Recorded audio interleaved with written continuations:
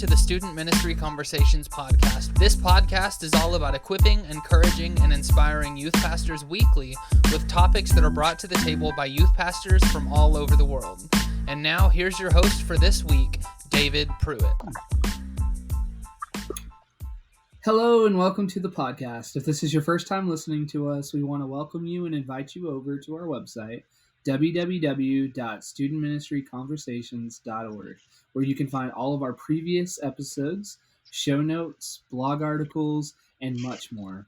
Our goal is that you are inspired, encouraged, and that the things that you hear on this podcast would equip you to be a better student pastor for the church that you are serving in.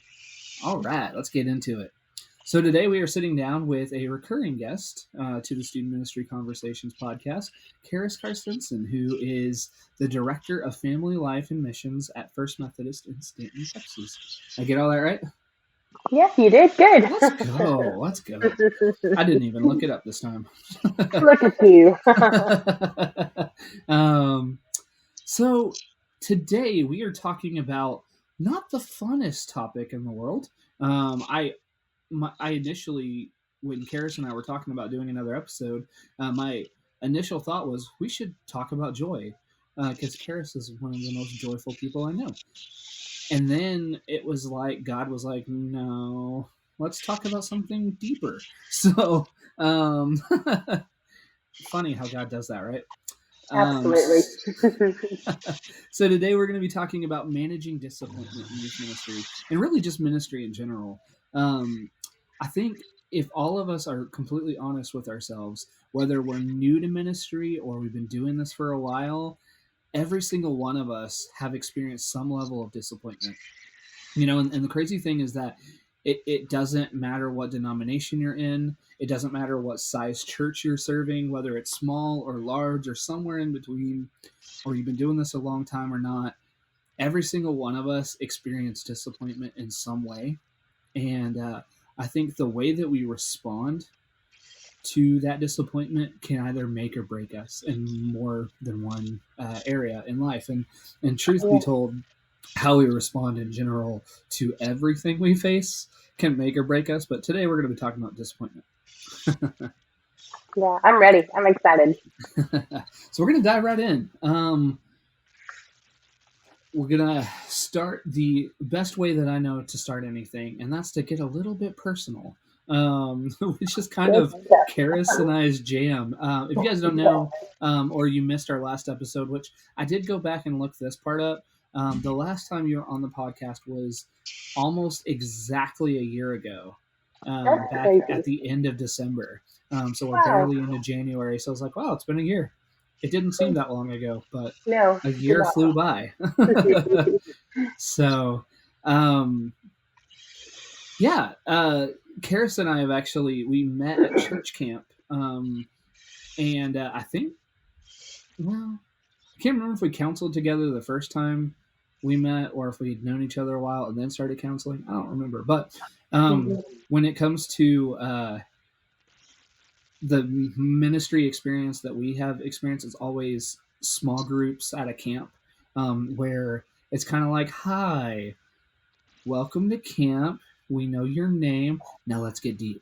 It's kind of our whole friendship has been based on how deep and personal can we get with students. And so I thought that was a very appropriate place to start for us.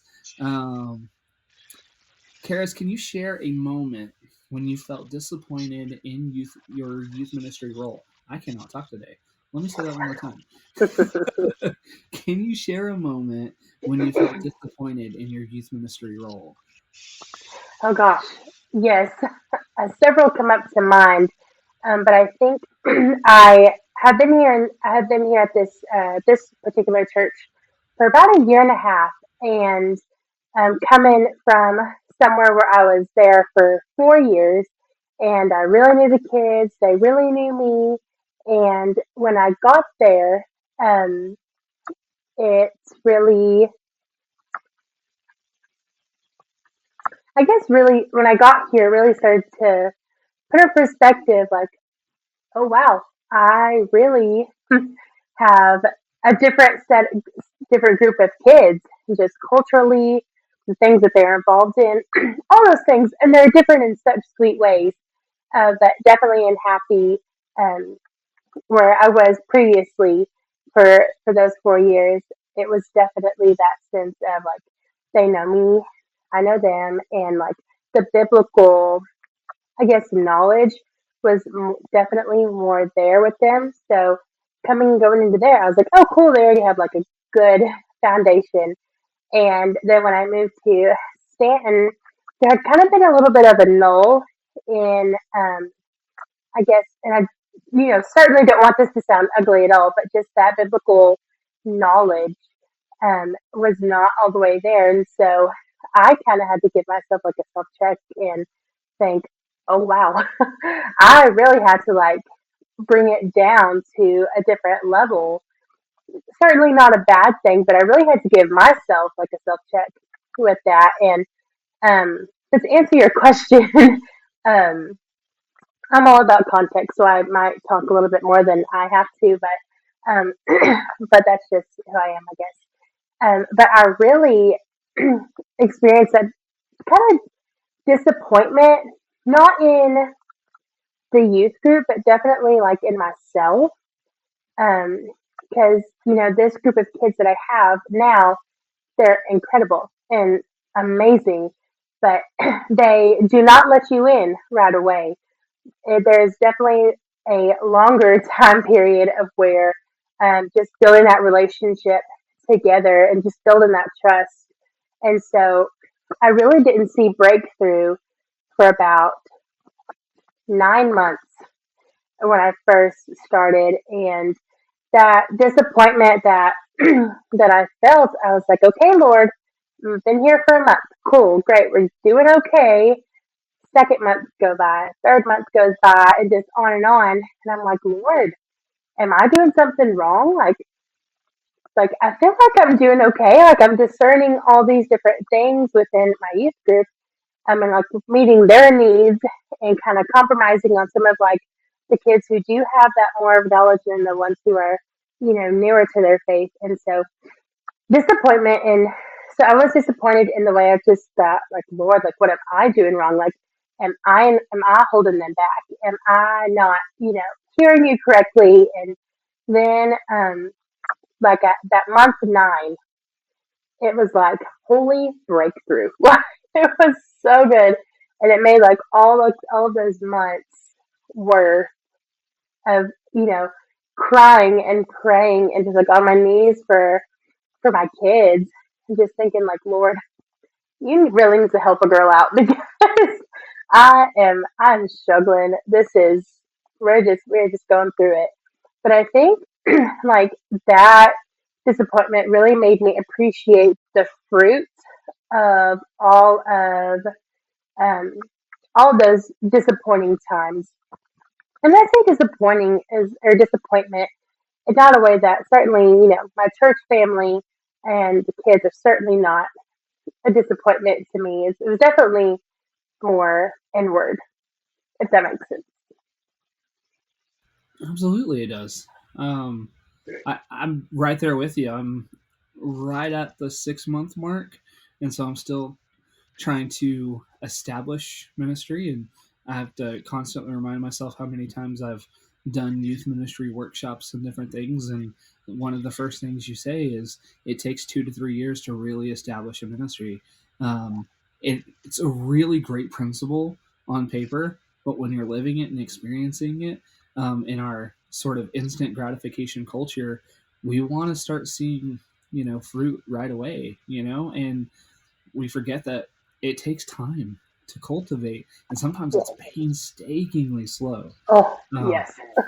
and that's the hardest part, right? And so, Mhm. um, thinking about some of my own disappointment just in 6 months, and really, it's interesting because I keep telling our pastor here, it's like I'm waiting for the other shoe to drop, and get past that sort of honeymoon phase, Yes. and get to a place where all of a sudden people are no longer trying to keep me here, and start telling me what they really think. Yes. And I just have yet to experience that here. And that's been interesting, and it's not disappointing by any means. It's actually beautiful, but at the same time, when I mess up, I find myself like, when I mess up or I say something wrong or I get a date wrong or something like that, I find myself like beating myself up more than I would normally, because I'm like, I don't want this good stuff to end, you know? And Yeah. so Oh it's yeah. like, am I creating disappointment where there isn't any? Mhm. And so it's kind of an interesting thing, how we almost anticipate negative just because the world is negative and hard and Yes. cold at times. Like, it's interesting. Yeah. Absolutely. So how do we differentiate between actual like normal setbacks that just happen day to day because our kids are busy and their parents have different priorities at times and our students have different priorities, and then we're trying to establish a culture of priorities and all of that? So how do we differentiate from those normal setbacks and moments of like true deep disappointment in youth ministry? Hmm. Yeah. I think just being able to differentiate is just like one, grace, because everybody is so busy, so busy, and I really think that when it comes down to it, is being able to lean on your pastor, lean on the person who is above you in a sense, and really just say, hey, you've been here a little longer than I have, or maybe not, or have more experience in this area than I have, and just really kind of get their feel for it. But also, I say just really like listen to, of course, the Lord, like your Sunday school answer, the Lord. Um, but really, just listen to that discernment that you have. You're in ministry for a reason. You know your calling, and you're there. You're acting in it. You're working in it, and so just use that discernment and that kind of like gut feeling that you get. Definitely, like I said, grace, because people are busy and it's hard, especially here in our church. Stock show is a big thing. Mhm. And so with the spring coming around, it is stock show crazy. And so numbers may not be, where they normally are or where you want them to be, but I just say, know your people, know that, just a phase or just a season of life. And really, gosh, I just say, like, don't give up. Like, even when those kids are, at a stock show or basketball tournament, baseball, anything, like one act play band is really big here as well. Mhm. Really, I just say, like, keeping present with those students, send them a message on GroupMe or Remind or wherever, whichever app communication you use, send them a text or something, just to like keep that communication there, so that when you have that communication, it won't feel like such a like, oh man, there's like 10 people gone this week, or whatever the number may be. Of course, 10, that's a big number, but you'll feel that in your youth group, but then you'll still have that like emotional kind of remembering, like, oh well, they're still doing good. They're just in Houston at a stock show or when at play rehearsals or whatever the case may be. Yeah. Yeah. And I think that's important to actually take the time to reach out and make sure, because sometimes it has nothing to do with you. I mean, I would actually say, I mean, made up statistic here, but I would say 3/4 of how do I want to say that? Like, I'd say more times than not, people aren't showing up because they're mad at you or upset at something you did Right. or something like that. It usually has more to do with the busyness of life, the things that they have going on, or maybe they put too much on their plate, or their parents put too much on their plate. Let's be honest. Yep. Or let's be honest, the other situation might be another student in youth ministry who hurt their feelings or upset them. Yeah. The thing that comes to mind more often than not is you had two students that started dating each other, and then they broke Yep. up and took everybody down with them, Yep. kind of situation, which you got to navigate those tough dynamics and, Oh yeah. tell your students to, just don't look at each other. I'm kidding, obviously.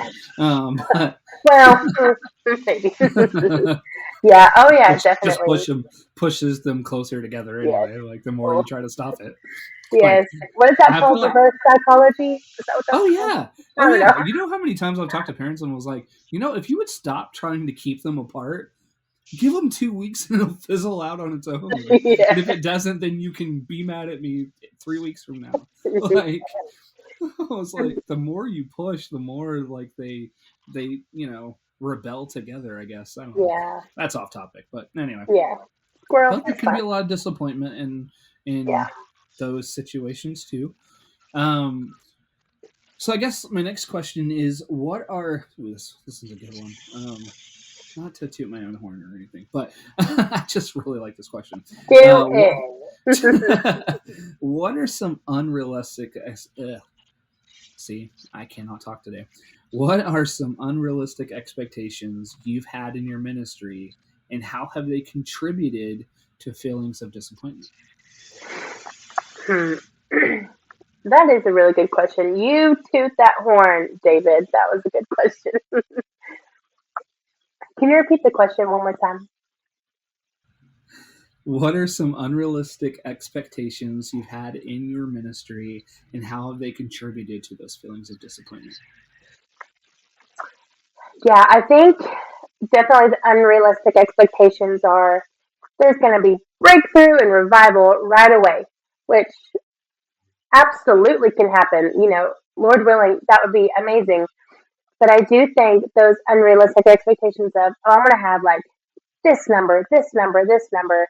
I am not, and I'm not knocking my friends who are, they love the numbers. But for me, I'm not big on, oh, we had like 30 people in you today. We had 5 people in you today.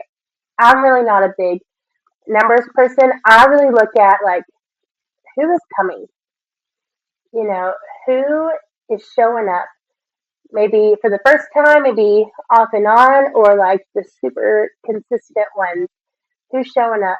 And the ones that, and I always say this, the ones who need to be here are here. Now, of course, like we said, busyness, schedules, and everything, um, that obviously contributes to your numbers. But I really think that, the ones who are here, like, even if you have 5, focus on those 5. If you have 2, focus on the 2.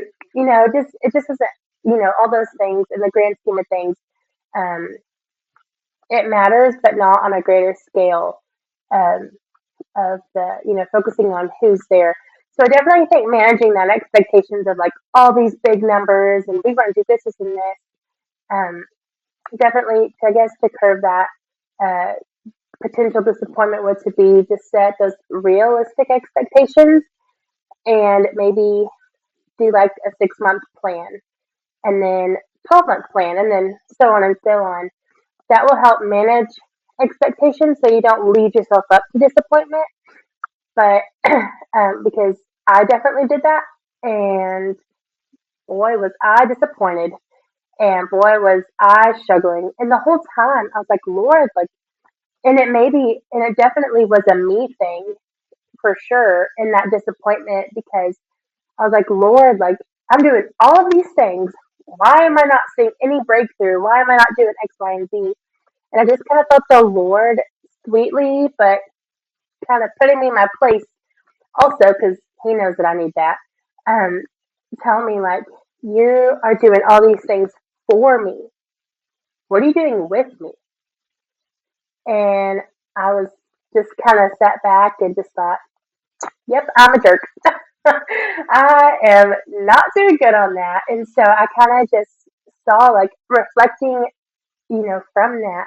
I just really saw myself being like a human doing instead of a human being, for my kids, with my kids. And, I was showing up to their things and everything, but it certainly was not selfish. I just wanted them to see that I was there, but I was not inviting the Lord into that with me. So I think another way to kind of manage that disappointment is just invite the Lord to do, all those things with you. And then another thing I would say is that Jesus is the only one that can truly satisfy all of our things. And so I feel like I can love my people the best when I'm satisfied in Him, when I'm filled up in Him. And during that, certainly during like that first 9 months, like I was talking about earlier, I was having my quiet time, but not consistently. I was digging into the Word, but not consistently. I was planning, the lessons and everything, but I wasn't actively in the Word on a personal note. And I feel like if you really focus on that and, you know, nurture your relationship with the Lord first and foremost before you go horizontal, pouring out to everybody else, I do feel like that is also a really good way to kind of keep that disappointment at bay because I know for me, I'm definitely my worst critic. I'm my worst enemy, absolutely. And I know that like if I'm not fully satisfied in the Lord, then I am by that I'm allowing the enemy to kind of come in and kind of punch my weak points and well, oh, you're not doing good enough. Oh, this or that or the other. So yeah, I don't know if to answer your question, but those are some things I definitely would say to manage that disappointment. Absolutely. I think it's important to, at one point you said setting goals, whether that's 6 months out or a year out, whatever the situation might be. For me, I have and they're all written down in a shared note with our senior pastor. The reason why I do that is so I've got my short term goals, I've got my midterm goals, and I have my long term goals, and I have them broken down because I'm in a dual role.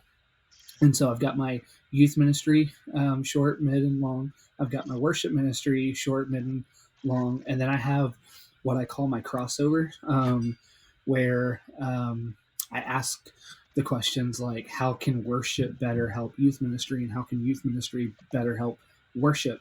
And Yeah, in doing so, we start kind of noticing that there's more correlations between not just me being in a dual role, but how does youth ministry help fuel kids ministry? How does kids ministry help fuel youth ministry? And those sound really obvious, but when you begin to ask those deeper questions, I'm getting off on a little bit of a rabbit trail here, but it can really start.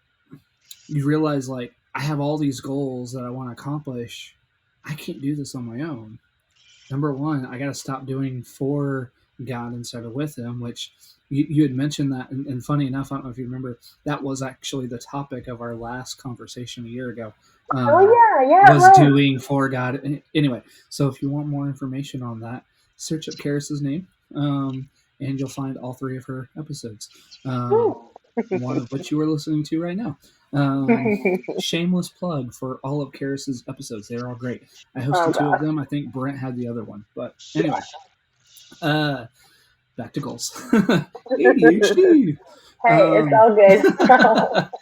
but the whole thing about the goals is, I think we can get so focused on what we want because let's be honest, most of us are in ministry because we're big time dreamers, right? We have Mm, these huge goals, these huge ideas that we want to do, and oftentimes they can be very costly. They can cost a lot of time, a lot of money and resources. They can cost a lot of things, and so I think being very specific with our goals, so not just writing down like, okay, my goal is that we have a youth ministry of 30. We want to reach 50 students by the end of the year. Great, how are you going to do that? And so asking very, very specific questions in your goal planning can make all the difference. Like if you can answer the who, what, when, where, why, and how, and then answer more questions underneath as like subpoints for that. Like, okay, so we're going to increase our numbers from 30 averaging to 50 averaging. Who's going to help us do that? How are we going to do that? What money do we need to, or, you know, what resources and financial things do we need? What kind of events, what kind of programming? Who is it going to take to pull that off? You know, you start to realize like each question sort of asks more questions, and that might sound crazy, and that might sound over detailed. And if you're not that person, this is a really good opportunity to pull more people in. Yeah. I truly believe that our primary role outside of teaching people about the love and grace of Jesus Christ and meeting people, specifically students, where they are, is actually equipping other people to serve, both from a student standpoint and a parent standpoint or adult leader standpoint. And so being able to ask those really, really important questions is great. But if you're not a detail like planning oriented person, we'll call it what it is, type A personality, that's perfectly fine. Go find somebody who is and say, okay, here's what we want to do. We need a plan on how we're going to get there. You know, Susan and Johnny are really, really good type A personality people. Here's where we are. Here's where we want to be, and go. You know, give them and set a deadline and say, hey, the next like 2 weeks, I'd love to meet for coffee, or let's go get lunch, and let's talk about what this looks like. And then you can take those ideas and bring it to the rest of your student leadership team, adult leadership team, or everybody all at once, whatever your process is, and begin to really, I feel like it's such a great way to manage your expectations and your disappointments, because now all of a sudden you're not doing it on your own.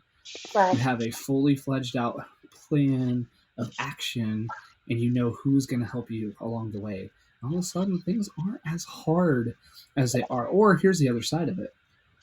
Things may totally go completely the opposite of what you expect, right? How many times have we put a lot of time and heavy finances and resources into an event and it completely flops? Yeah. And if you do that on your own, all of a sudden people are looking at you like, you said this was going to work and you failed, and it's all on you. Yeah. But if you bring a team along with you that says, hey, here's what we want to do, and this is how we're going to do it. Not only do you have a better chance of succeeding in your goals, but you also have a team around you that goes, you know what? Maybe it wasn't the right time. Maybe it wasn't, we all take ownership in this, and maybe we can pivot it a little bit and realize maybe it wasn't that it was a bad event. Maybe it was just that it was at the wrong time. Like, hey, it's really not a good idea to do a huge event on the day of prom. Like, it's not going to work. Everyone's at prom except for your junior hires, and so it's one of those things where, and maybe we should have thought of the date better, that kind of thing. And so just having a team around you can really, really help keep you from a place of not just disappointment but burnout, because let's be honest, when things aren't going the way we want them to, we are so quick to check out. Absolutely. Yes, absolutely. And I think that is so, I love that you said that. I think that is also why investing in your church family is also so vital in youth ministry, children's ministry, anything like that, is having a relationship with your church family, because those are people that you can say, hey, I am a dreamer and you're a planner. Help me do this. Or I'm a dreamer, you're a planner, but this other person is an executor. And so having all those things and knowing, and if God's blessed you with all three of those capabilities, I'm jealous. I think that's a unicorn. I'm not sure they exist. I don't know. I don't know, but I guess those are the mega church pastors. Yeah, those are the ones for sure. No hate to them, but no hate whatsoever. No hate. I was like, no, I just think like that sounded. I was like, that sounded meaner than I meant it to be. But like in the situation, like you think of those people that are incredibly dynamic, and it just seems like everything they touch turns to gold. They kind of have that Midas touch. It is. It's a beautiful thing. But even they would tell you like, well, yeah, things went well because it wasn't just me that way. I also had other people who were really, really good at this thing and really, really good at this thing. And like, again, not one person's going to do that. Like revolutionize everything unless you're Jesus. And let's be honest, none of us are Jesus, Right. which is beautiful. We need him. Yes. So, Yes, so much.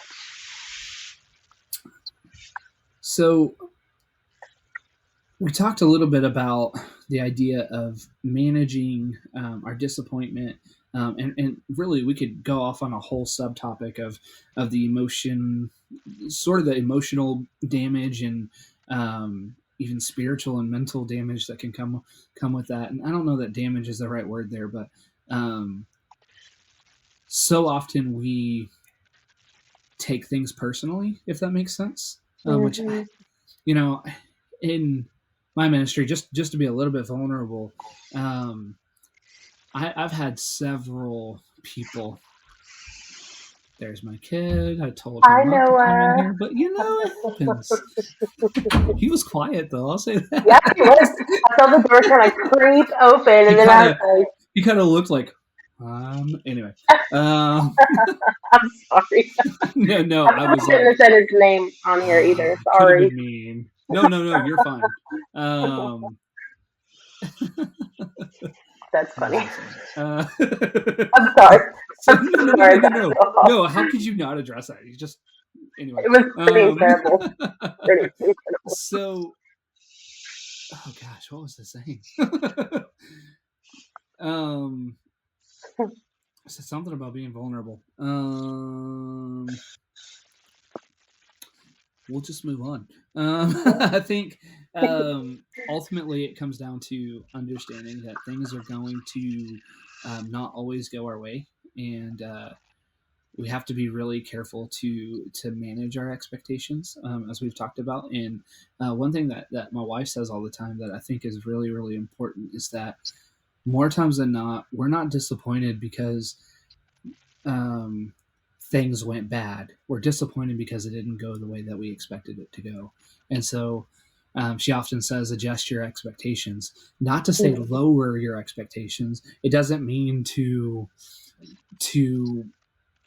try to set the bar lower. It just means that maybe I'm the problem. Maybe I'm expecting more than what these people are capable at in this current situation. Because here's the thing, we're all on a spiritual journey, right? And for me to expect a newer student to be a deep disciple is crazy, especially if they don't even know Jesus, and then on the other side of that, just because you've been in church your whole life doesn't mean that you're a Christian. And we all know that, but I think sometimes we're quick to forget, Yeah. And so sometimes we just need to manage our expectations.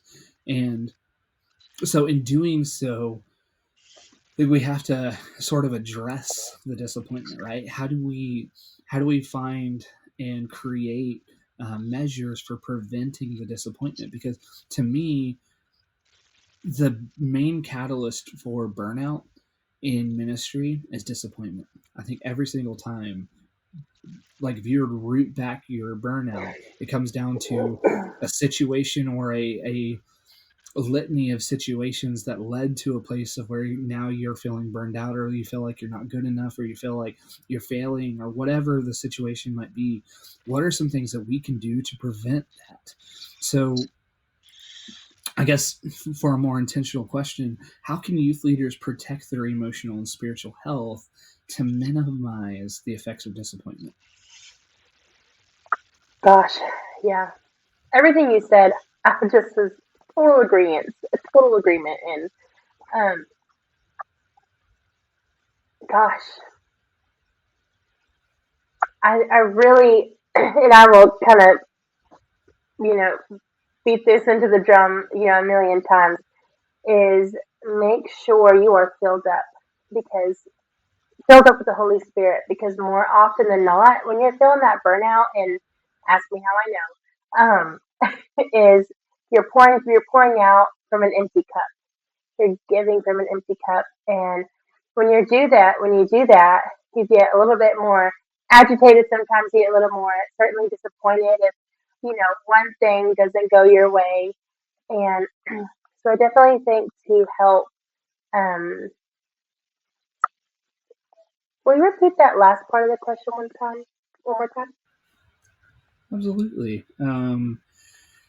Let's see. How can youth leaders protect their emotional and spiritual health Ooh, to minimize those effects? yes, thank you. I also think making sure that you have a mentor who can pour into you. Having your senior pastor there, is wonderful, or anybody above you in leadership is wonderful. But definitely having like your person who knows you, who trusts you trust them, and then to just have them and say, I need you to help a girl emotionally, or a guy, for all our guy listeners. Um, just, help like, or to help bounce ideas off of, just somebody there. I also am a big advocate for therapy, for counseling. Ministry itself can be very lonely, can be very isolating. It's incredibly beautiful, absolutely, and it's so worth all the hardship and disappointment that we may have. But I'm definitely a big advocate for seeing a counselor, seeing a therapist, and a spiritual, like a Christian therapist at that, just so that they can speak life and truth and holiness into your situation, to be able to help you take care of like your emotional health, your mental health, and things like that. Um, but also something that I still have to learn is to not overload your plate, because I'm the kind of person where, oh, that's a good idea. Let's do it. Let's do this. And let's plan, execute, do all the things. And then, and I don't think that's a people pleasing thing in me. It might be, my mother might listen to this podcast and say, people pleasing. um, but, it's certainly, like don't want to say no, because I want to do all these things with the Lord. I want to do that kingdom work. But then there are boundaries that I am still learning. I think I'm in like sixth year, maybe more, of ministry, because I was in college ministry before. So probably 8 years, 8-ish, whatever number it is. Um, just to have those boundaries, and that it's okay to say no, and that also really protects your mental health, emotional health, and just to keep like that part of your heart like really nourished. I think just the big thing. Absolutely. I think to kind of add to that, I think it's really important to be honest and open, not just with your mentors and with like your senior pastor and like staff, but also to be vulnerable with your leadership teams, Yeah. both adult and student leadership team, if you have one. If you don't, please have one. Like, Yes, there's absolutely. if you want to know how to do that, we've got lots of episodes on that, and Oh yeah. fairly certain every single of our episodes like mention adult and student leadership teams in some way, form, or fashion. So watch them all. But Absolutely. I think being honest and open and saying, "Hey, I'm really struggling here." Like, I was really hoping that our numbers would be here, and I think you're 100% right, Karis. Like, numbers don't matter; they really don't in the grand scheme of things. Like, love who you have, but at the same time, we also have to have a healthy respect for our church. Numbers do matter. To our parents, numbers matter. To people who are giving money to said church and ministry, numbers matter. And so, I think in those moments when we begin to get discouraged, I think we need to be honest and say, hey, like, I want to communicate that with you guys, and let's work together on strategy. Let's work together on preventative measures, and I think it's also really important for our students to see that. I don't necessarily mean like fall apart and let them see you fall apart, although that can happen. And there's ways to teach in that too. But what I am saying is that when you feel that way, be vocal. Let the students see that. Let the students see like, oh, because I think sometimes they can get so caught up in the busyness of it, and sometimes they can even think, well, just like their parents, they may say, well, youth ministry growth is on the youth pastor, right? And when you realize we're like this much of it, and the students are like this much of it, right? And so, like, no matter how many times we go to games and we're in their schools and we're feeding them and different things like that, the reason why most students are going to come and stay is because they were invited by a friend, and that friend continues to be there. When you set an event and you're having a personal conversation with a student, the first thing that they're going to ask is, what are we going to do, and who's already signed up? Why? Because they're not going to go on an event unless their friends are there. They're not going to go spend a week at camp with a bunch of randos unless they know that their friends are with them, right? And so absolutely, let's communicate that with them. Let's say, hey, I'd really, really like to do this thing. Like, even if it's a silly trip, like, hey, we're going to take a group to Six Flags, which, if you're listening from a place that doesn't have a Six Flags, we'll call it a theme park. I think Six Flags is everywhere, but I'm not totally sure on that. I know it's Texas and like California, maybe. I don't know. Regardless, theme park kind of situation.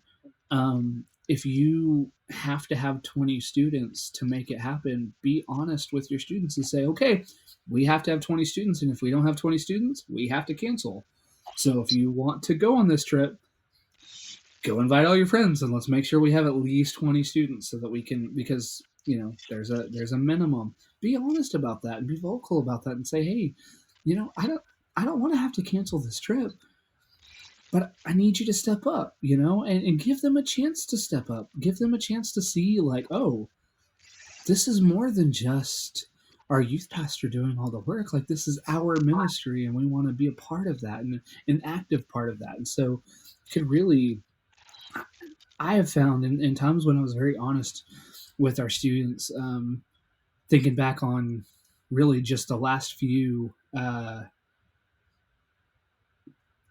times in ministry, like I would say really the last few years, especially in Snyder, I was there were so many times where I was like, hey, this is where I want to see us go, and this is how I want to see us do it, and I can't do that on my own. And just that little bit, man, students are like, oh, I got you. And it's so cool to see them step up in that. And so I think the more honest we can be with our students and with our parents, the more opportunities we have to see people not only step up, but to thrive in those roles. And you get to encourage and cheerlead and support them all the way through it. And that's where I think some really fun ministry can begin to happen and take place, because now they're taking ownership and they start to get excited when we grow. They're like, man, I got to be a part of that. That's huge. So anyway, we can I feel like I say this every episode because I guess I'm just a talker, but we could talk about this for hours and hours and hours, but we'll go ahead and wrap it up at that. But thank you so much for listening. We would be so honored if you would share our podcast with your youth pastor friends on social media. You could tag a specific episode that really stood out to you, maybe this one, on your favorite platform by using @TalkStudentMen. Finally, if you would like to be on the show in the future, please reach out to us on social media or send us an email to podcast@studentministryconversation.org, and we would love to set up a time for you to join us. Until next time, have a great week, and we will catch you on that next episode.